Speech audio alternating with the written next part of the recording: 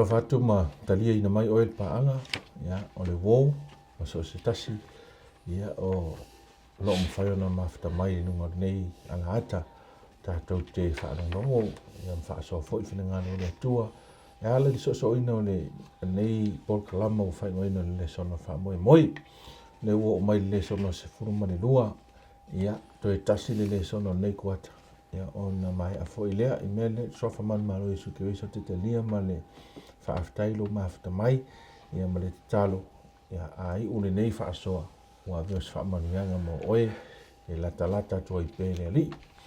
Whaafilo i fo i au na le tua tātou whaia o masani so ngai Pastor Vini. Tālofa Pastor Vini? Ia, tāwha dulau sunga te ita ita po i sunga whengaiga ia malo ua. Whain maua la whandoa e mai moa mai e nei fui ala ata. Tālofa. Tālofa lawa, ia, tālofa fo i lau sunga. Sunga ta ina, ta vita, ia po o lau tarenga tu whanai. Alo fo i le. Se fo maua, tālofa fo i lau sunga ia le se fo i le. A fonga anga tātou tunu. E tai au. Ia, o le manuia o nei wha moe ia mesel whaasoa. Ia tātou whaatang siela le mawhuta mai o le atua. A mele le isopolo tātou whaasoa i o na tūlanga mo te ia o si whais tātou te talo. Le tua mawhuta ina i mātua lau langa wha mole. O lau upu, e le se vave, i mātou e le se atoa lo nei loa, se le fia. Na o loa nganga lava. Le tua whasoa ni mai le mātou tau mwhai, wha malam wha manino u. Ia vele tua se fatu e pa ule le ia i le whaafonga anga o tangata le tua wha mole. Whasoa ni fo i le lātou whaafonga ma le whalongo ma le mai moa. Ia whaafonga ma le toa e seli. Ia te lia le tua la upu na nei aso pa na nei tu la. I lo suafa Yesu. Amen. O le sona sfuma le lua le nei o lo i lalo le au tū lava o le sona kwata nei o ti ngā o ngā whātasi ma ke wiso. Lela o tātou o mai nei, toi tasi tātou le sona. A tolo fo i le sona sfuma le tolo nei kwata. U whautu ina la le sona o le waiaso le nei i le ia pei o le fatu e pala. Ia o le ale winga o lea whaupunga whapea. O le tātou le sona e pei fōringa mai te tai mai i le whaata oto na whaia Iesu i le oane non tau pasifuma le lua. O lo i le tala e whaata tau i le whatu se tu lou lava. O le saito e pa u ia ona pala lea. Ona toi ola mai lea. A tonu o le autu o le tātou whaasoa le nei. O le tui nātu ato le loto tangata i le atua. Mai le mawhai on tui nātu le loto tangata i le atua. Ia pe a le taunu o la le process le. O le oti. O le pala o le whaatusa le o le. O le oti o tātou. I o tātou tui na naunga atua. Ia whaatanga le atua soifua maola mai. Ia o le se tau wa ai atu le nā tūlanga iai. E lo o mai le whaata oto le. Ia e whaatatau i le whatu saito e pala. E pa u. Ia ma pala. Ma to e ola. Matupu mai ai se moe fō. Ia, lau sunga Pastor Vini pe mwhai ona e sauno mai de au tū o le tātou uru i aso. Ia, o le tui nātu atoa le mo se au nanga. I le atua. Ia, whaftai atu i le. Vaenga leo tātou le sona ua. Te ilo le whamatala uile i le me leo le. O le whatu e paua e pala. Oe. Ale pala fatu no winga ile me o na fale to. O te masani mele ole. Le mele ole niwa e paulon popo ele ola. Le tupu me sela ua makali. Pe o fale tonu le. Al mele mai tato le sona le famatala mai aila le me alaina na pala le fatu. Maula. O no o le leile fatu. Le la whamatala mai la i le mele o ngā wai. O le itu ai ngā fatu le ngā wai le mai ia. Whamatala ngā e voi nei a Paulo. E whatatau i le tangata e soifua i le soifuanga lea. Ia ola e peo Iesu. Le ewe mel Filipe e lua lea e nwhaupue. E lima le lau whaitau ina ia. Vai ngā mua mua e whatatau i le lapta i ngā ia tātou whai poe lima e whapenei lona whaitawina lea lau whaitawina atu. Ia ante o tau fwoi lea lava manatu, sa ia ke riso Yesu o ia sa winga whaatasi ma lea tua, e lei manatu ia o se mea whaoa, ina ia tusa lava o ia ma lea tua kusau. Aku wai le levo o Yesu ia, o lea tua, i lona tūlanga, apea whaatūlanga, peitai. E le ia vele manatu o Yesu o ia o lea tua. Ma me ia ele manatu o Yesu e ua sau ea. E whaile ngā ruenga ma le mission le mana o ile tua. E whaatido Yesu. O le mea le whai mai lo le ua. Ia ia i tātou le manatu lea. O le o Yesu o ia o lea tua. E ua wha maua lalo e ia lava. O le mea le mai ua winga whaatasi o ia mal polonga. O le polonga. O le tangata lea e au auna matautua i lisi tangata. O le mea le ua whai a Yesu. Talu ai o le ngā wai ma le la fo ai a Yesu o ia i lona tama. I lona antua. O le manatua e nofo tusa ma le atua. Amen. Ai ua manatua e saure, e sau e ola e peo le polonga. Me mua. Ia la vea i le tangata. Whai mai leo le whai upo e ono ma le fitu. Le lau whai taua tuina ia. A ua wha maua lalo e ia te ia. Ua winga wha atasi ma le polonga. Ina ua whaia o ia wha pios tangata. E ui ia o le atua o ia o le atua. Yesu lea. E ua le manatu i lona tūlanga lea. Ua manatu e sau e winga e peo tangata. Le alo winga o le mea. E ola e peo tangata. E soifua e peo tangata. Nā te langona ina ti ngā e peo tangata. E mawhatia e peo tangata. E o iai ia me tutupu wa na matua o a Yesu tinga. O le fisili aisea. Wa ngā wai, wa ngā whai, o ia i le atua e tusa ma le ngā ruenga, wa vala au ina ai e le atua. Whamelolo le whai upe e valu. Na i loa fo i ia ua tino mai le tangata. Ua wha maua lalo e ia te ia.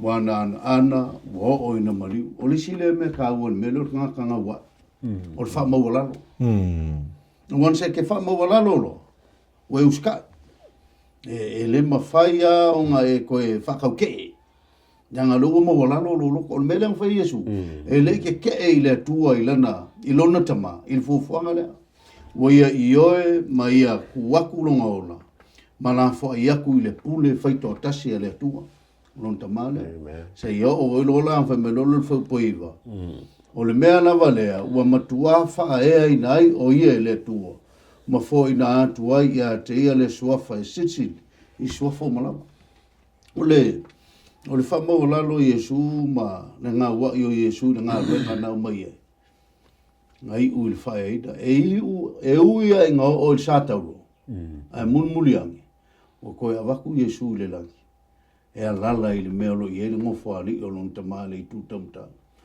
So se kangaka e ngā ua i ngā lue ngā lea kua, wha mō lalo longa loko. O tele o tangata, wha mō lunga i. E ngā lua i ngā lue ngā i mea leo wha mō lunga. O le winga o le upule wha mō lunga, e bright. E le mana o e wha oa lon mamanu. Wha oa lon na tūlanga. E mana o kusa ape ngā lue ngā lea kua, ai ele makai ka ua. E si ai lunga le makai e ku la lunga.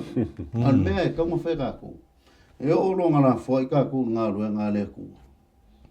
Ka ku ua i lalo. Ka ku ngā ua i pamolu. Whafka? Tai. Malo whaftai. Tāua te le whaasoasu ngā vini a wā le mai e o le mele o bisi fo i te o le autu o le tātou le sona po le mau. Mau tau loto.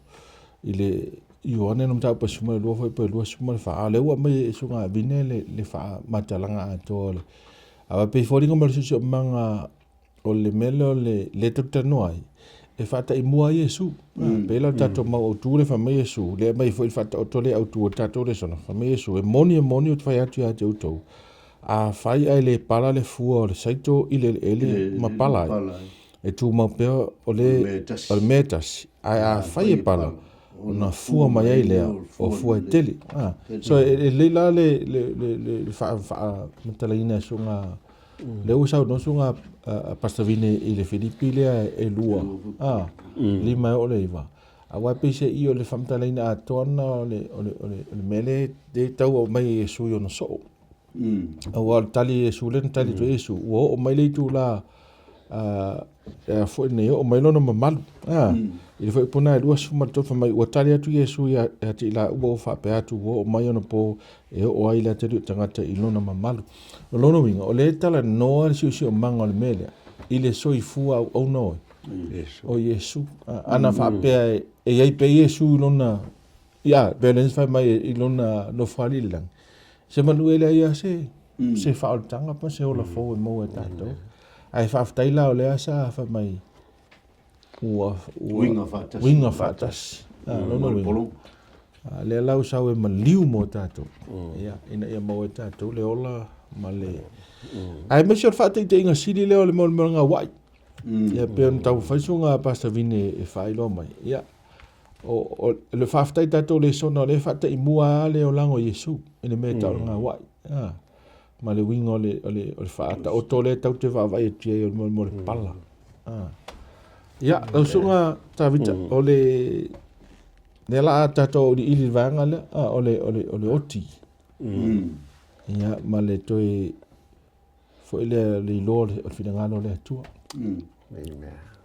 ya pero kalau tia le lo foi por os fu mai o fa sa ta Torino fatasima o que iso ya o le toyola wa que viso sa valinga foi sa vale ole sa vale ele fa tu lo nge mga umia le le oki o que como pe folar ka ko wa ngale la so ole Roma le sulu fa mo ngai manga ia fa mai ole nei le usoi o te ai o ia o to on ole no fa muti vale ole tua e o to tu ina tu o to wa tino le taula ola mo le pa ia mo le mali ole me te tau wai le ola o to fei fa ko me lo taula ola ia au te lo tau te mo bena pe fa ka ko ke fa ka o ingale ia le alofa muti vale ole tua le mele na fai e Yesu wa to se tu o Yesu wa ole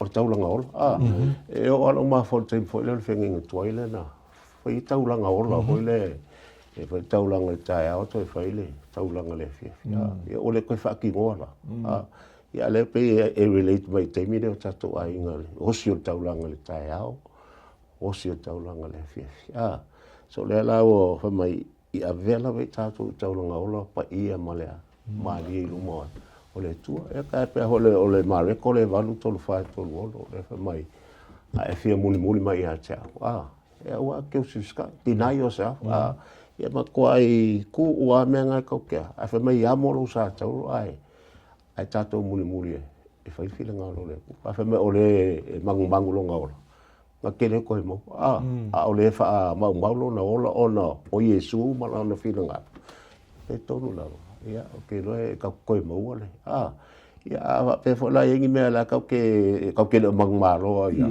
e ka kawan ka ko sacrifice na me a to fo tanga te ma me la fa ta wa ma fa mo ia la ka va ia a fa pelenga sacrifice Yesu mo ka ko o fila nga lo fo na le tu tato a ve tato ole me au kau kia mi fa kasi ma lo manga ia fa pe ka ngi fa ma do not copy the world and its behavior au ka ko imitating ia e la lo langi ma ai ka ko wa mo lava ku wa me ka ke manga o ia ka ko fa ia me la fa ka ka le nga ma Yesu fa pe na ve ma tau la ngola fi na ngalo ngale ko ya ka ko ia me la ta to tau la ngola se be ma li ma i lu mo al fi na ngalo le to mo ta to mana ia lau sau no nga awa tatou wa vai upule le sacrifice tatou wa vai le tua i le whenga tuai so se mea sacrifice pe whai o se taulanga e mate e wha mate pe o le mamoe o le oti o mea o la umai watu e wha mate ia le la o Yesu la le ana na mai i le winga wha ia te whataunga ia tātou. Ele i sau Yesu tauna o na tinga ina. Wa le tātou le sona leo tinga ina. Tinga o ngaunga. Ai le na o tinga ina. ne na maliu ai Yesu pe ona mate le mamoe le whenga tuai e te tau fo ona maliu Yesu i le tūlanga ina ia mawhai ona toi mau mele o la fau lea e whaola ina i tātou e whapena fo i la i tātou le lafa mai Paulo o taulanga ola la winga le me taulanga ola i le Romas fumane lua fa mua male lua luna winga e yeise vaenga o tātou umalava e te tauna ona fasi o tia pe ona famele kala tia lo fa ipo lua sulu fa sa torino va tasi me ke so ile to ola la a le ala mele o fasi o tia o de tu ina naunga la le o tātou le e tō fuale tangata e pe o teimine e na on fai mai o tātou kerisiano e pe sau no e sunga a pasta vini ia e te saua mau mamaru e te saua mau puinga ngau e le i fasi o tia e le i fasa ta roina se meana e ta ua la le tūlanga ia ia mawhaina tupu se o la fau por so i whaunga kerisa ia tātou e tang fasa ta roina mena e Nai te wha awai le ma whai lava o na ola me kerisi. Mai mela le whatanga Yesu e le atua ia ti ngāngo. Ma whainga tai a tātou. O ale sina awala le atua whawhainga o fien whasa tauru. E sao. Me leo le ave ese o isikeini. Ave ese le atua tupe maui. One of the best things e te ilo ai ola i le soifonga whaale kerisiano. O le awani e te whalango lango ai tupe. Pe au te whalango lango ai pot, pe au te whalango lango i mea le wha mua mua lola. Ai e whalango lango tasi le tūmanga wa i lo whina. Ia, se i tā sopo atu lai le willingness to listen, po le nau i whalongo. I le momosa mo le tolfo pes fulu, whapopo mai i manato tātou. Le sona la sunga pasta vini? Tā uai o le mea le o le nau e whalongo. Ale le melo fano ele me foi sa o me foi sa amen sa le o lo le fia fa longo fo ele me foi la nga e mo me le la nga me le di e a pela tala e lua le mai con kala le ia Samuel ma fa nga o eli ko dia o eli o foi tola e ile foi le fa tu sai do tala o malei ang faile kua ia eli le wala o ilang fanga ulanga o fai kaulanga ia le malma mai lo le leia eli le mea la fai langa fanga o ele o sa o ngo wala fa nga ku fanga ile wala le sa ai wole fa longo eli e fai le mea la mai le tua nga fai akua eli se le ise ma losi o kaukala eli ilang whanga e wawao ele whakingonga le whai e ma fua mai ule fi whalong fui eli e le kua fui le ua loko o muso e whai whai ale mea e loko ilang whanga o isi kai me whapenga ai kako ua kako le whasa o le mea ua kako le fi whalongo i le kua a ua kako whalongo I ka ngaka ia e mga e whamalia na ngonga ngaka. E pe wala mele wa ia e. La ngai lo le ia e li le mele kua. La usi se le mele fai. E te tau o ngā kalangoa. Me lona kala le kua ia. O le unga ale ngai. Mai ngā mkua wheukia ua ova le. Mo whao ngā le sao tufa. Paule me more o papao o la po kinga wa fula manga o le o si ke mea ka ko ia me ile wala ka ko fa nga ia so nga fa nga me le fikau le sa ke e le kongola po ala o me wala le o fa puanga foi mo ga ko e ga ko fikau la nga si ke ile o fingalo e pe ia vere whaaloalo e ka le sia isi kaimi. Wa ngolo ia ke oe. O lo tino le manu a lea. Nga so ngā la ua lea. Ma whaonga o isi whaila kaimi. E koe aia e whaikaulanga ia. Ia e ka mau ai ngā lea. Ma kango e onga ua. Ma ngā o ai. I whaamalie lea. Na ngonga. O isi whaila kaimi i whaifea. Ia kaukalala ia wao. Eli o le whaitaulanga.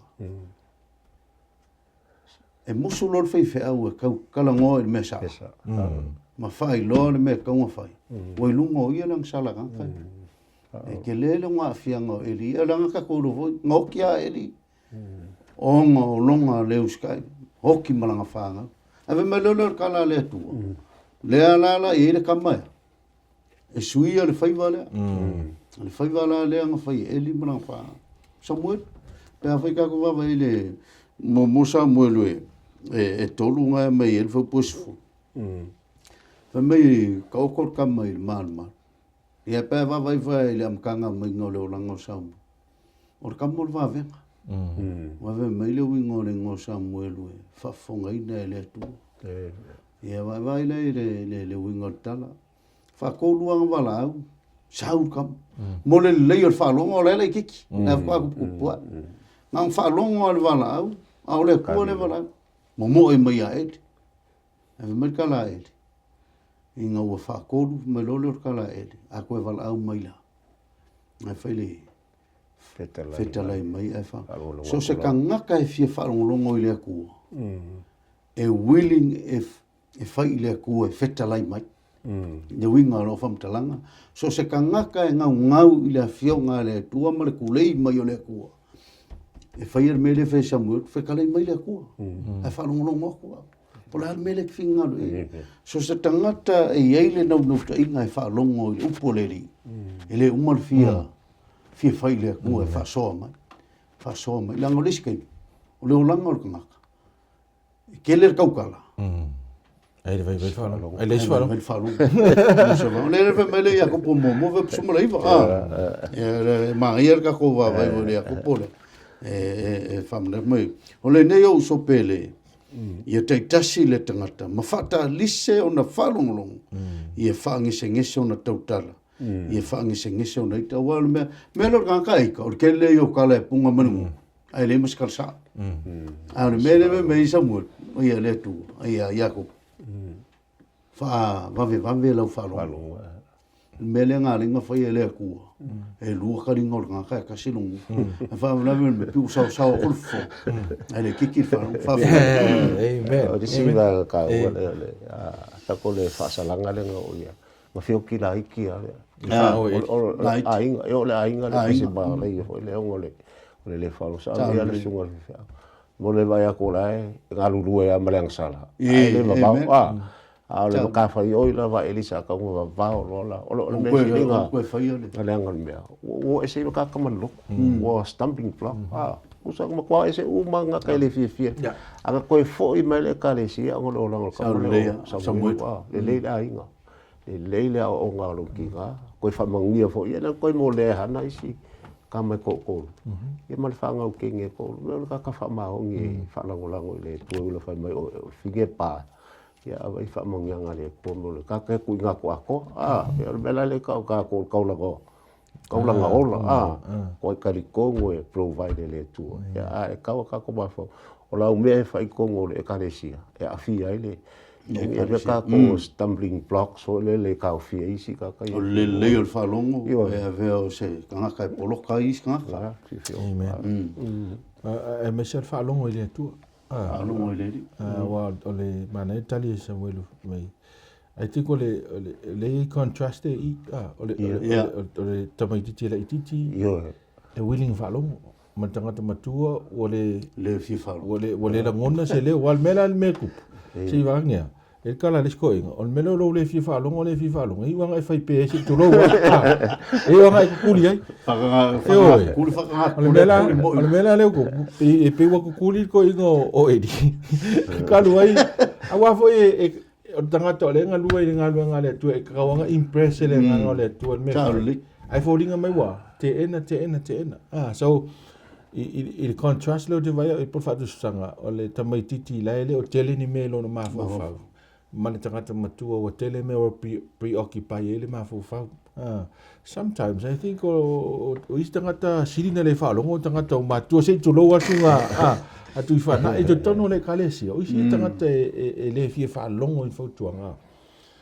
langa fo o le su enga wha sa nisi tu ia la langa leu kakorongo o enga wha saikolo le melene o tangata mani mafufau tangata e pei o le mole aisa ma le vai foi le a oloi li sua vai le isa e fa pe a fa solo tina matua e foringa mai o pe o malor polo kaisa le tulanga ele ma fo fa o mal futu na ingol ma fo tanga to matua ma pe se i o menalo to va vai e fo le fa tu sanga le ile la ititi o la ile ini me o ma fo la ile o kelengi me o alu inga plan ya kele o ka ko maku e pre-plan uma o pre-determine fo yo fa ai manga o ke la ko o kiri ka fongola wa la ko ki me nga lenga fi o fa se kala i tanga matu ai pe wole kalia se fa tuanga so ile songa le la wa e se o se le songa mai ale na ki kauri maku you're willing a go fa longo ile tua because sometimes o me fa mele tua ya ta to fa o me le manga o fa a me sha orga ka makua a fa mele kua a lo fa ko ese ele fi fa ko ese ka makua a o le al fi fa longo la le ile tua e o manga ai lo ali ke lo wala le fa longo ko ngi ki malanga o le me ai ya no ni ai pukalo ya long health message ku so wo ple lo ma ho fa o le mo se connect e me lo ki o le mo yo le so ka inga mo ma ho fa fe mai vai ti fi le ma ho fa yo ya so ta inga male fe o so fo ma lo ina po le ale matua ye tato ele isi e fo ene matua wa no matua ile ele o ko miki lo matua fa le anga o le mea ya o le mea e te tau na o lowo langa a toi te au mele de to share education to mai tai prista ele na wait education is a lifetime process it's an eternal process o lo no winga te au o ina le melo fa longo le nga ngole tua I lowo langa to you can never say you have enough of listening to God you have to listen to God every day, every morning. Don't fa longo ile tu fa fonga le tu pala mele fa mele tu. Ya. Se fa kula u. Ya ku se karia kamolo sa mo kale apela. Wa. Wa ule nei. Fa ko elo kali. Wa ka ko elo wa ule nei. Fa me. Ya fe kale mai se fa longo kula wa. Au le pala ule lo ga ta me. Ya le fe nga makuas ko inga la. Nga wa ya. Nga wa. Nga fa tu. Ya. O ka uanga meo le whalongo mai le whamtalanga le mai kau. O lo whalongo. Nga kai inga o i le uska. O lo whalongo. E na te teita ina o i le whamalosi.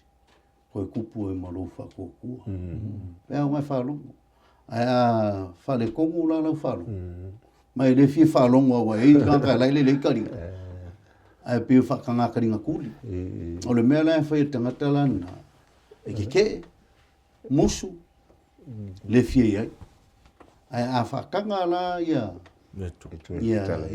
ia ongo fofo ngai wharo e sui e le kua lunga o langa e me lolo le whamtalanga e I loa I le poko o le atua ia te so skanga ka nai wharo ngai whai e manguia e o kambalo sambu e o wharo lawe fo e a vo isi kama ke le fi wharo ngai la kumaku a a vo isi ko inga o le vai lulu. Am ko amuso me le fifalo. O le claim the right to ko ari. Pero winga no le talale to tua. Pete toia ina pete fefe au pe o le pope po oira. E ta tau on tatu fa longo te tainga lea. Ale tua. E le ma fai nei fai mai o ma me fa ko le e fa longo tatu. E iske me fai mai nga pa ia ke mingi me fai ala ke le fai ka ro fa pe a o ia me o mana wa ilo. Ka singa ma fo nga le fa longo. Ia. O ile me ngor project wo fi ilo.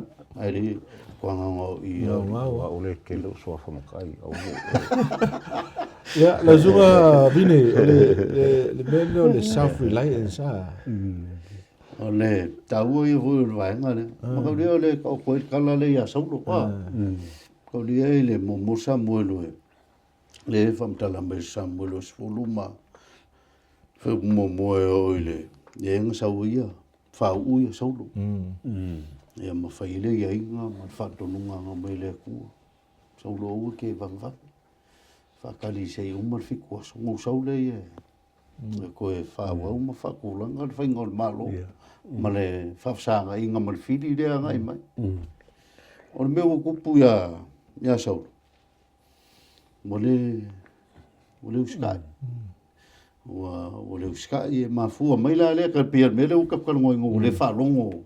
I le mea le ngā mai e le kua e ala ia sa muet. A ua mangakua ia saulu ia. Ia ke ia lava.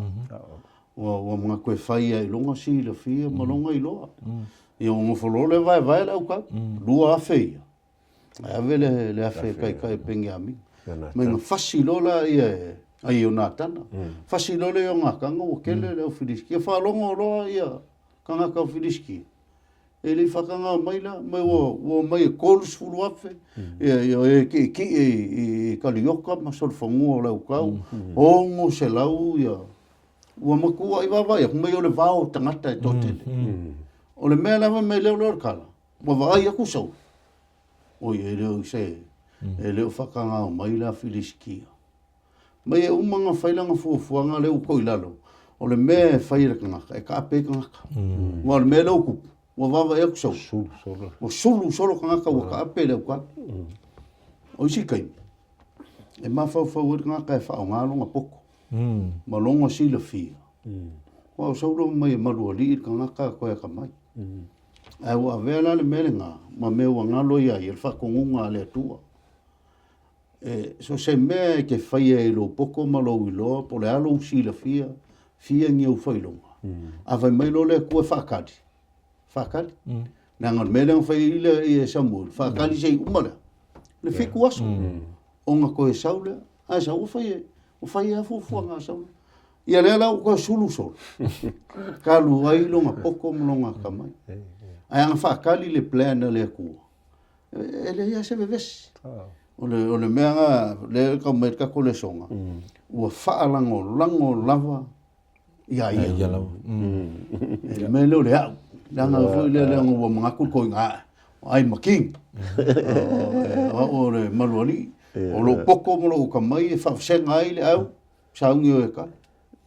Ia nga o sawa. O ngaunga kala sa muelu nga whai e. E a whai ka kuke wawa i le. E kala le. O kala sa muelu nga whai. Tole. Lea mo e whai le me valea. O e valea. O e valea o e whai le me lea. E kouke sila fia le vai le kua lo poko.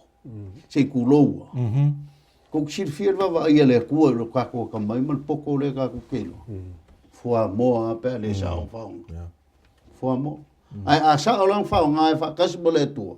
In va vai le kua lo kama. 100% ma. Fa fa.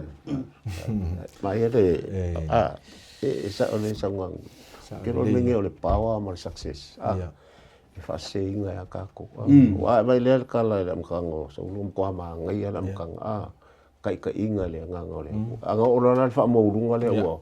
Ya le ngalen ko la lo kai pe me hole fa ko le ko a se fe se me amile ya le se fe kupu ya ma fa ya o lo nga ma ho fa le wa fa pe fo la le fa ko la le ko ma ko le fi nga wa ila va ya i fa ko nga Samuel ala u fa pe o i lo nga poko ma le power ma ya which apply me ke nya ka ko the same thing le fa nga ka ke ni ko ngo le lo ku me la wa ve lo power ma lo success mga hole le pe hoi ai fosi ma me fe mengo over ai ari ngal fe me punga sukas no over ai foi suma lua ai o lo ele foi pu e fam talanga le mai ngalu ese saulo mai le o ia fa pe mai i le o langona le mele ai va mai le kalangor ngaka e self-centered ia.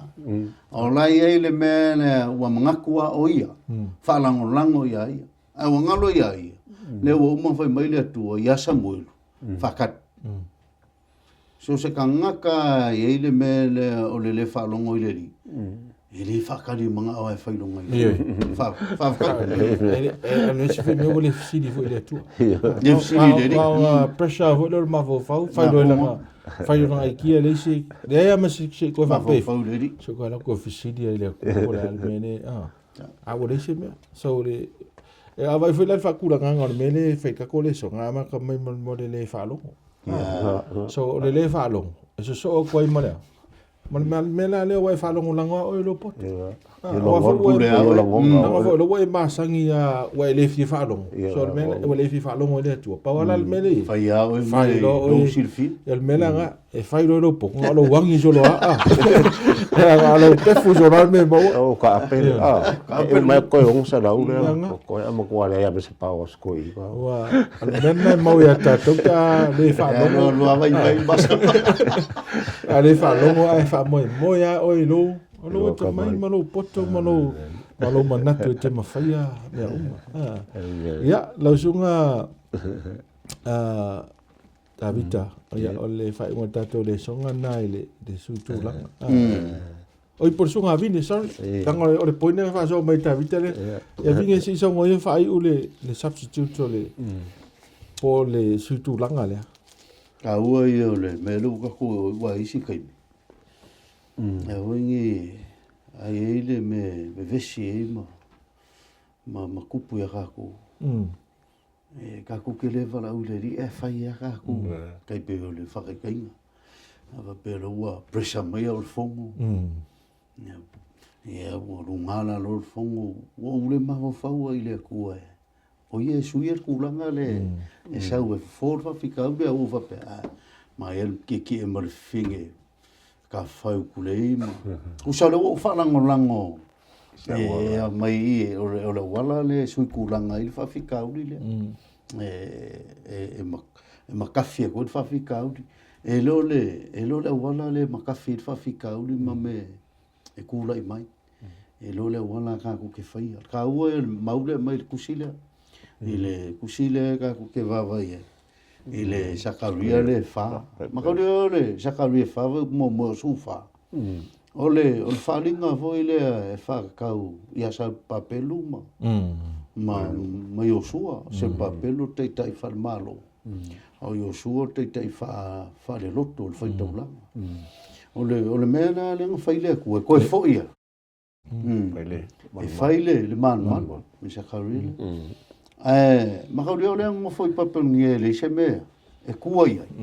Fa fenga o le ua makiva. I ma fau la leo o seru papel ma Yosua. Fa fenga e foi o le se mea. E fa kingo ile ngaluenga. Ua popole ma aku vale. Pemele fam kalanga le tu pe Afrika ku vai. Ame le kua i falinga e fa kau i olive lua. Ia ma kongu i le tungala me pa fiku e kafe ku ngala kafe mai le olive le. Folinga i le ngang pa i ma le malosi a ko le tu. Le o ka mai ya sel papel. I le mele ia awangi e mangaku le meanga. O le kua e fofo o le whawhikauti. O le kua le la sui kulanga. E whaile mea le mga oi le kua. Me le le whaipoe e ongo le au kui e le kakou. Sakaria whai a sel papelu. E leo le fita. E leo le malos. Au loa nganga u feta lai mai o. So se kaimi e kula i mai mea o le maukongo kanga. Awangi sui a sisi mea lo mawhauwha. Ia sui kulanga le kua i lo mawhauwha. Ia o mai le nganga o le kua. Nga ke sui a koa mea whinkai. Mea la le koe momoli me le tuor wheo le. E o ia kako. O iskaimi. E mga ku kako e whaika koa wala me sui eile. Polokala mea le kua. Ma le fuafuanga le kua. O awha whikau le kupu mai. Na soi fua le kua i longa ngampai. E whawhai ngofi me o leona. Whawhakai. Malo, ia. O le mele o langa ngau wai le whina ngaro le atua. Amen. E le o se mea e whaingo fie fo. Beon tātu tala no mai fo i isi vaianga. Awa e pei o se mea fo le pena sauno fo ia. E pei au le mele o winga i o le atua ia tātou. Whapena fo i le o langa wai. O se mea te tauna tu watu i le atua. Aso. Ama sani la le tangata i le loto ngā wai i le atua. Ia e whapena fo i la ona muli muli tai ai. Kei mea whawhikau li. E muri mutai le plana le atua ma le taimi a le atua. E au noa ma le manisi whawhitau li a wal mena le na oso e le langona fo i leo. Pai ala o e plan. fai ala o e kong o ku a ko ku e se finga lo le tu a fai ala o e kong e fai Como fai a e fo lo wala. e no malos O le sile me ai lo le ngaka ngai kam fai ke sola e se mai le. I fa fi ka u le o ngai. Na ku O le ye le kua, o le ile ngang pai. Nga ke sui ku la ngai lo ma fa fa. o le Ko ringa ala o le ko ia. Ia ka kai fa la mai le. Ile ngaruanga le fa ka ngai le ko. You know, le lang le ke. You know, sometimes we ka we ka ke ma we sola e se mai. Ai le lo o fa fi ka u le sa ngi ka ko ko. Ma lo si. Pa Yesu lu le ya Yesu fa fi ka u le ma. A crucifix. Ia ko ko me nga le. O foi le ngai ku. So o ka ke. Foi eu ku pula se me ka ko. Si de ku le de ia le no. Si de ku si me. Ala u me ku ko ke malo lo si ya no falangolango le ko pe le kusida le ho le mau le mai o ke falangolango Lo ka mai lo po fatot ai mana tu le tu yo ala fa tau to lima fo po ya singa ka o le me o lo falangolango i kai mi wi nga le langa ya Yesu e ke le lango ngai ki ngari na ngo si kai me la ngai mo ala lo nga ki nga o la ke ka ma fai fi ngon ki nga o ki ai ke ro nga o mi Yesu Yesu le solusi o le fo nga me okay lo e tele tangata lo fe ngai mati nga te amen mai ele mfota tu to la wina ya bot pulal mele te fe ngai mo te mine atono o lo tōrua, a tono lau ngā luenga, a tono o seisi o le sao le tweetinga o i tono ngā luenga. Ia me whapena. Ia po tonu fole kale sia in tangata ua whaia tala tau ai. Awai pe ora mele nā rea tere na me vesi i fo tele o kale sia. Mui ngolu wai. Mo wangana mui e resi tangata i lo ai. Ia, ona e whapea la, o ke le koe loko. Ke le koe alu le loko. Ke le ko fia foi so nga le kale sia mai foi ke mi ke ele o la ve ko mai ka lo le fia ia ai le mele tato ui tinga ana ngolango ile ngai ai nga wa yo tato lot ile te inga le nga pa ia ta wa tala le no ta ua fa mai tali atali Yesu ya Nicodemo e angi le matangi le me lot ya te inga na le nga le tu tato sometimes ele te mi uma fo ya e fa pe o experience le sa kupu ya i kuanga ila ko kupu ya ke mingi alo family to ya oi ese de approach on mele sweet e menga le ka u fa lango ile tu menga wa i de nga le tu ya fa manu ya mai le tu ai ta tu fa so fa tele lo so fa ya onga ya fo i pe le mau tele wa fa so manu fo ile le tu ya to pa angolo o ma fa mai ya angane nei ma to va tu fo ile so i fu manuia maleola e mes ia tatu te tapa ia ile wa ia so mo le sona mo nei kwata e so no ia lo songa pasta vini se talo fa manuia tatu le sona fa mo fa tele tu 11 doe te mai fo nei aso fa so ai lo finanga lo le sona fa mo Mātou te iloa lawa te le tuua i mātou. Ono lo finangalo ia mātou whalolongo atu i ante oe. Ai te awa o i mātou i mea mātou te manui ai. Na tuo nis teimi mātou te whai ei lava o mātou langona mo mātou manatu. Ngalo ia i mātou lau te tainga. Oe te fisoasoani ai mātou. Talo i lau fio le tua la fo i atu lo mātou ola i o au pelo le sono nei tai au i oti o mātou tangata tuai o mātou langona ai a vea oi ke riso e soifua maola e le ngata i ai mātou o lo whasoina lo finangaro ia e au tangata o maua le awanoa e mai moa mai ai o i seisi o mawhatia ia sulfa i atu i o waao ia malu atu i a te oe sosoan mai lo wangang pa ia e musui o lātou finangalo o la mātou te talo lea whaftai le awanoa e maua ise o nanga i a te oe o no lo suafa ua mātou ole mavala au tuai nei. Amen.